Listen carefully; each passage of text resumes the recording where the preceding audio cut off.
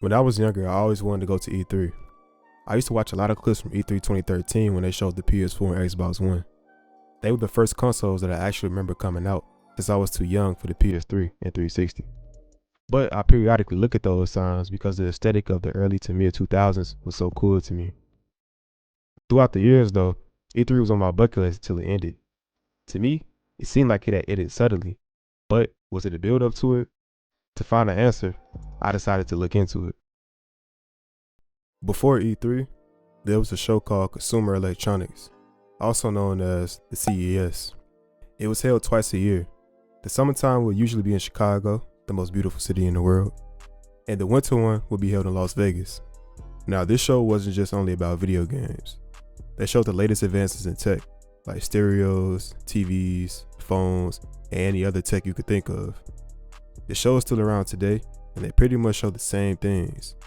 The only problem was that they didn't know what to do with gaming back then. So in 1995, the gaming side of the show removed themselves because they felt like they weren't treated like the main part of the show, being in a secluded area.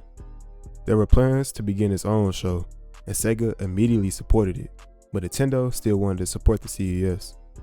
The new expo got its new name, the Electronic Entertainment Expo, also known as E3. The first E3 was held in May of 1995 inside the Los Angeles Convention Center, having over 50,000 attendants. And it had companies like Sega, Nintendo, and Sony showing their new hardware. Nintendo showed the Virtual Boy and also showed the N64 at the end of its development. They also showed some games like Killer Instinct and Kong Country 2. Sega talked about the Sega Saturn, which had already been released in Japan. They talked about the price of the console, which was $399. And they also described the console's features. Lastly, Sony announced the PlayStation's price, which was $299, and they also revealed its release date. After the first E3 was done, the expo started to gain a lot of traction from people like Steven Spielberg and Andy Grove, the co-founder of Intel.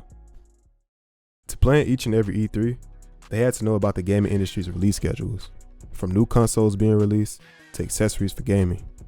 Due to this, they made the switch from having E3 in May to having it in June. This gave the companies more time to prepare on their hardware. The expo gave gamers great reveals, a cool atmosphere, and just a great time. E3 was the biggest gaming expo in the world at that point, because they had all large gaming companies at the event. In 2006, however, companies started to dislike having to spend millions on billboards, booths, and celebrities that they would try to fly out to help advertise their product even more. So a lot of these corporations started to reevaluate their return on their investment. The team at E3 then made a more affordable event the next year by putting a limit to the attendees and scaling the size of the event down. It received a little bit of backlash from the people that attended and who wanted to attend, but it helped the companies out a lot. The event grew larger year after year because of Sony, Microsoft, and Nintendo investing a lot of money in booths and presentations. E3 started to decline, however. It became apparent in 2013 when Nintendo decided to opt out of E3 and host their own stream called Nintendo Direct. Even though they did this, they still had a booth at E3. This just showed companies that they could start hosting their own showcases and had no real need for E3 and other expos to showcase their games and hardware. It also was better for them in a money standpoint because they didn't have to spend on unnecessary things. So this move by Nintendo, in my opinion, started the beginning of the end for E3. Years later, in 2019, Sony decided not to show up at E3 at all and decided to just do their State of Play broadcast. So now there was no more big announcements being revealed at E3, which was a huge reason why the expo was popular to begin with. And with the next generation of consoles approaching, E3 took a major hit because now these consoles most likely wouldn't be revealed there. The expo also didn't have flexibility and couldn't keep up with the evolving needs of the gaming industry. So it was said that E3 was out of touch and they didn't have the personnel to point them into the right direction. Another big factor to the downfall of E3 was CVID. Y'all know what I'm talking about.